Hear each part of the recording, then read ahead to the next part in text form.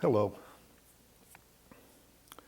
In this series of posts, I'm going to discuss a way to experience our relationships in a manner that keeps us calm, confident, creative, and most of all, connected to that part of us which always directs us towards our goals and ultimate life's purpose.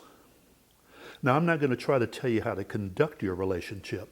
However, I do know that relationships simply work better when conducted in a manner that keeps us connected to our spiritual nature, which I discussed in earlier posts. Before I continue, allow me to state that the relationship we have with our spiritual nature, God, the Holy Spirit, Allah, or whatever, is the most important relationship we can ever have. And for simplicity's sake for the rest of this post, I'll refer to our spiritual nature as God. And if you'd like to know how to create a relationship with God, check out my little 3-minute video on YouTube entitled, The Most Important Relationship of All. You can find the link under YouTube channel under Al Spinks. Okay, now let's get down to it. You may ask, how do you experience a relationship in a manner that'll keep you connected to God? My response is, well, it depends.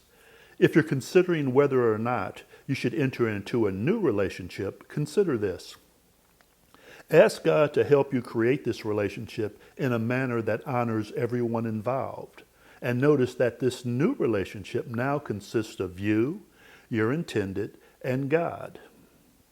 Don't you think that that'll have an effect on how this relationship is created?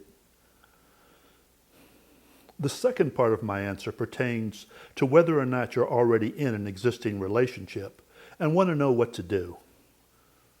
My answer will be similar to the previous one. Simply ask God to help you deal with these circumstances and situations of this current relationship in a manner that involves everyone and honors everyone. Again, you've brought God into the relationship. Don't you think this will change your dynamics? Notice, I did not advise you on whether or not to create a new relationship or whether or not to continue with an existing one. Each relationship is different. The circumstances and situations are never the same from one relationship to another. There is no one-size-fits-all answer. The beauty here is that your relationship with God will be a factor in how you handle each situation. And remember that God promised He would never leave or forsake us. And I'm not so naive that I don't believe from time to time we may need the assistance of professional licensed counselors to help us get a handle on relationship issues. In situations such as these, I again urge you to bring God into the equation and ask for guidance. The takeaway from this post is, before approaching others for advice, go to God.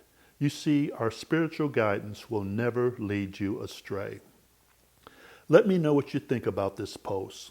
And this advice may not help everyone, but it should help the majority. Would you like me to provide more or less information on this subject? So, until next time, here's hoping that you live today and every day passionately and with purpose. Thank you, and God bless.